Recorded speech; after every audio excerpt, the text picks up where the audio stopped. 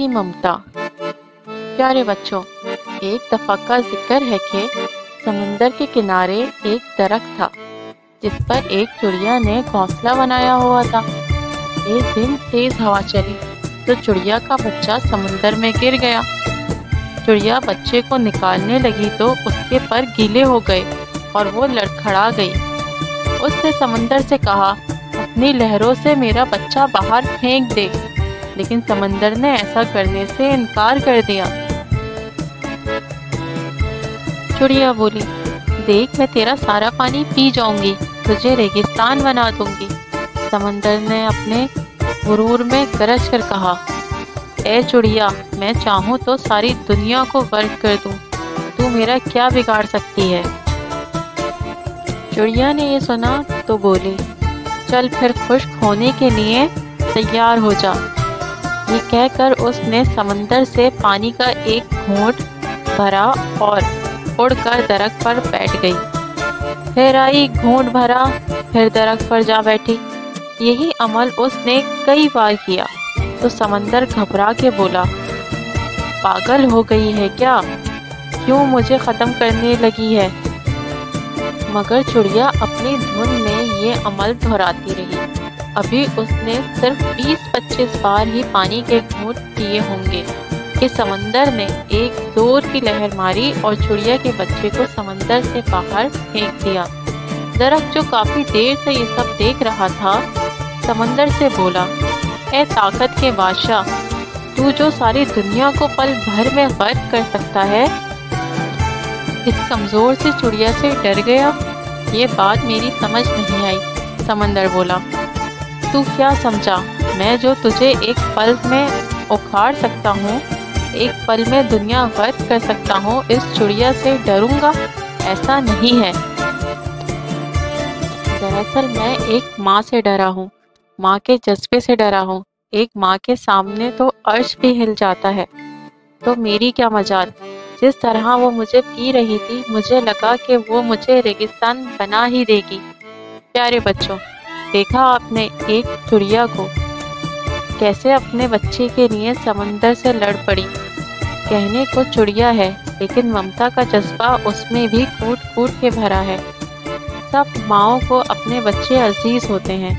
आपकी माँ भी आपसे बहुत प्यार करती होंगी, आपकी ज़रा सी तकलीफ दुख पर परेशान हो जाती होंगी, है ना? तो आपको भी चाहिए कि अपनी माँ का ढेर सारा ख्याल रखा करें और उनकी हर बात पे अमल किया करें।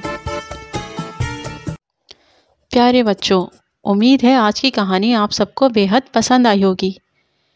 हमारे साथ जुड़े रहने का शुक्रिया। मिलते हैं अब एक नई कौवा बना मोर। एक मर्तबा का जिक्र है कि एक कौवे को जंगल की सैर का शौक पैदा हुआ तो वो कौवा उड़ता उड़ता एक जंगल में चला गया। जब वो वहां पहुंचा तो उसने एक जगह देखा कि बहुत से मोर जमा थे और सब परों को फैलाकर अपने खूबसूरत पर देखकर खुश हो रहे थे और रक्स कर रहे थे। कौवा भी इन मोरों का तमाशा देखने लगा। इनके नीले, हरे और सुनहरे पर उसे बहुत अच्छे लगे। कौवे ने दिल में सोचा कि इनके पर कितने खूबसूरत हैं, ये दुम फैलाकर नाचते हैं तो इतने भले लगते हैं। मैं अगर इन मोरों के पर जो इधर उधर गिर जाते हैं जमा करके अपने परों पर लगा लूं तो मैं भी मोर बन जाऊंगा। कौवे ने ये सोचकर इधर उधर से मोर के पर जमा किए, परों में लगाए और फिर मोरों में जाकर उन्हीं की तरह रक्स करने की कोशिश करने लगा। जब मोरों ने अपनी मखसूस आवाज निकाली तो कौवे ने भी चाहा कि वो इनकी बोली बोले। उसने मोरों की बोली बोलने के लिए अपनी चोंच खोली तो वो मोरों की आवाज तो ना निकाल सका, अलबत्ता उसकी चोंच से काई काई की आवाज निकलने लगी। काई काई की आवाज सुनकर सब मोर चौंक पड़े और कहने लगे, अरे ये तो कौवा है, हमारे पर लगाकर हमारे दरमियान आ गया है। ये कहकर सब मोरों ने उस कौवे को घेर लिया और ठुंगे मारने लगे। कौवे ने जब ये देखा कि इसका राज खुल गया है तो वो मोरों से जान बचाकर उड़ा और वापस अपने हमजोली कौवों में आ गया। لیکن ہوا یہ کہ جب کووں نے اسے دیکھا تو پہچان نہ سکے۔ یہ کوئی مور ان کے درمیان آ گیا ہے۔ سب کوے اس کو دیکھ کر کہنے لگے، یہ کوا نہیں ہے، اس کے پر تو مور جیسے ہیں، یہ ہم میں کیوں آیا ہے؟ یہ کہہ کر سب کووں نے ٹھونگے مار مار کر اسے بھاگنے پر مجبور کر دیا۔ اپنے ساتھی کووں کے حملے کی وجہ سے کوا انہیں یہ بھی نہ بتا سکا کہ وہ مور نہیں بلکہ ان کا ہی ساتھی کوا ہے۔ لہٰذا ہوا یہ کہ کوا بیچارہ نہ تو مور بن سکا اور نہ کووں میں رہا۔ آخر اس نے مایوس ہو کر موروں کے سارے پر جھاڑ دیے اور کووں میں رہنے لگا۔